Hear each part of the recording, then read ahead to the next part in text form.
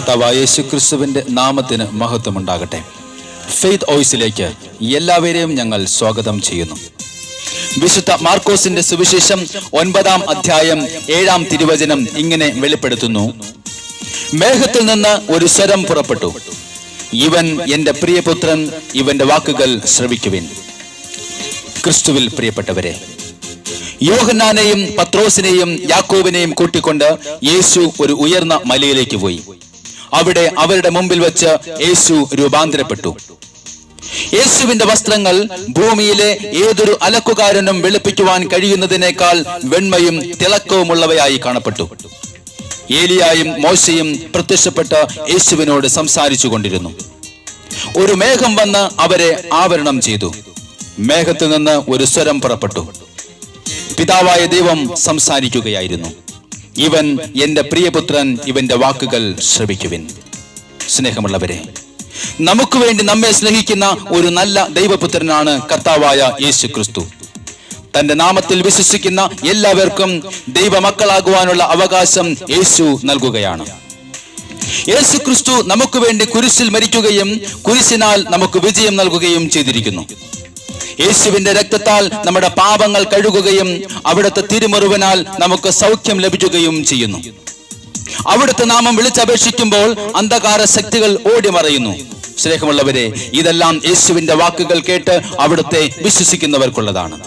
1 പത്രോസ് 5-ാം അധ്യായം 7-ാം തിരുവചനത്തിലൂടെ അവിടുന്ന് പറയുന്നു: നിങ്ങളുടെ ഉത്കണ്ഠകളെല്ലാം എന്നെ ഏൽപ്പിക്കുവിൻ, ഞാൻ നിങ്ങളുടെ കാര്യത്തിൽ ശ്രദ്ധാലുവാണ്. സ്നേഹമുള്ളവരെ, ദൈവത്തിന്റെ അനുഗ്രഹത്തിനായി കാത്തിരിക്കുന്ന നിങ്ങൾ ഉപവാസ പ്രാർത്ഥനയോടെ ഒരു വിശ്വാസത്തിന്റെ കരുത്ത് എടുക്കാമെങ്കിൽ ദൈവത്തിന്റെ മഹത്വം, ദൈവത്തിന്റെ അനുഗ്രഹവും തുടർന്നുള്ള ദിവസങ്ങളിൽ നിങ്ങളെ തേടിയെത്തും. മാർത്തായോട് യേശു പറഞ്ഞു: മാർത്ത, മാർത്ത, നീ വിശ്വസിച്ചാൽ ദൈവത്തിന്റെ മഹത്വം നീ ദർശിക്കും. മാർത്ത വിശ്വസിച്ചത് കാരണം ദൈവത്തിന്റെ മഹത്വം അവൾ ദർശിക്കുകയാണ്. ചീഞ്ഞളിഞ്ഞ 4 ദിവസമായ അവളുടെ സഹോദരൻ ലാസറിന്റെ ശരീരം യേശുവിന്റെ ശക്തിയാൽ മരണത്തിൽ നിന്നും ജീവനിലേക്ക് കടന്നു വന്നു. ഇന്ന് യേശുവിന്റെ സ്വരം ശ്രവിക്കുന്ന നിങ്ങളോട് യേശു പറയുകയാണ്: ലോകത്തിൽ നിങ്ങൾക്ക് ഞെരുക്കമുണ്ടാകും, എങ്കിലും ധൈര്യപ്പെടുവിൻ, ഞാൻ ലോകത്തെ ജയിച്ചിരിക്കുന്നു. സ്നേഹമുള്ളവരെ, അവിടുത്തെ ഈ വാക്കുകൾ നമ്മൾ ശ്രദ്ധിക്കാമെങ്കിൽ, വിശ്വസിക്കാമെങ്കിൽ നമുക്കൊരു വിജയമുണ്ട്, നമുക്കൊരു സൗഖ്യമുണ്ട്, നമുക്കൊരു വിടുതൽ യേശുവിന്റെ നാമത്തിൽ ഉണ്ട്. നമ്മൾ പ്രാർത്ഥിക്കുമ്പോൾ യേശു ക്രിസ്തു നമ്മുടെ തകർച്ചകൾ മാറ്റുമെന്ന് നമ്മൾ വിശ്വസിച്ച് പ്രാർത്ഥിക്കണം. യേശു ക്രിസ്തു എന്റെ രോഗങ്ങൾ മാറ്റുമെന്ന് വിശ്വസിച്ച് നമ്മൾ പ്രാർത്ഥിക്കണം. യേശു ക്രിസ്തു നമ്മുടെ സാമ്പത്തിക കടഭാരങ്ങൾ മാറ്റുവാൻ ശക്തനാണ് എന്ന് വിശ്വസിച്ച് പ്രാർത്ഥിക്കണം. യേശു ക്രിസ്തു നമ്മുടെ കുടുംബത്തിൽ സമാധാനം നൽകുമെന്ന് വിശ്വസിക്കണം, പ്രാർത്ഥിക്കണം. അവിടുന്ന് പറയുന്നു: നിങ്ങളെ കുറിച്ചുള്ള പദ്ധതി എന്റെ മനസ്സിലുണ്ട്, അത് നിങ്ങളുടെ നാശത്തിനുള്ളതല്ല, ക്ഷേമത്തിനുള്ള പദ്ധതിയാണ്, നിങ്ങൾക്ക് ശുഭമായ ഭാവിയും പ്രത്യാശയും നൽകുന്ന പദ്ധതി. യേശുക്രിസ്തുവിന്റെ നാമത്തിൽ നമുക്കൊരു വിശ്വാസത്തിന്റെ കരുത്തെടുക്കാം. യേശുക്രിസ്തുവിന്റെ നാമത്തിൽ ഒന്നും അസാധ്യമായി എനിക്കില്ല, എനിക്കൊരു വിജയമുണ്ട് എന്ന് നമുക്ക് വിളിച്ചു പറയാം. അത് യേശു ക്രിസ്തുവിലുള്ള വിജയമാണ്. പ്രതികൂലങ്ങളെല്ലാം യേശുക്രിസ്തുവിന്റെ നാമത്തിൽ മാറട്ടെ.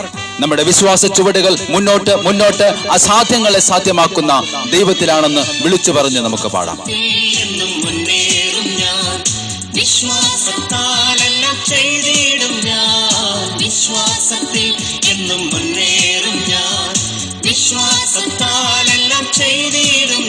ആമേൻ. അസാധ്യമായില്ലെന്റെ മുമ്പിൽ ഇനി ജയം എനിക്കുണ്ട്. ഒന്നും അസാധ്യമായില്ലെന്റെ മുമ്പിൽ ഇനി ജയം എനിക്കുണ്ട്. അതുകൊണ്ട് ഞാനൊട്ടും പിന്മാറുന്നില്ല, വിശ്വാസ ചുവടുകൾ മുന്നോട്ട് മുന്നോട്ട്. ആരെല്ലാം എതിർത്താലും എന്തെല്ലാം ഭാവിച്ചാലും പിന്മാറുകയില്ല.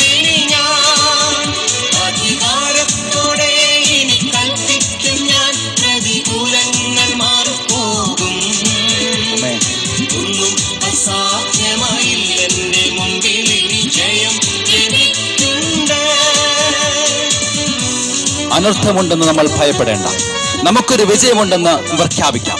നമ്മുടെ രോഗത്തിന്റെ മേൽ ഒരു വിജയം, കടഭാരങ്ങളുടെ മേൽ ഒരു വിജയം, പ്രതികൂലങ്ങളുടെ മേൽ നമുക്കൊരു വിജയമുണ്ട്, തകർച്ചകളുടെ മേൽ നമുക്കൊരു വിജയമുണ്ട്, അസമാധാനത്തിന്റെ മേൽ നമുക്കൊരു വിജയമുണ്ട്.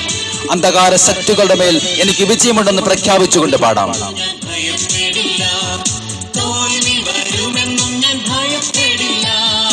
അനർത്ഥമുണ്ടെന്നു ഞാൻ ഭയപ്പെടില്ല, തോൽവി വരുമെന്നും ഞാൻ ഭയപ്പെടില്ല.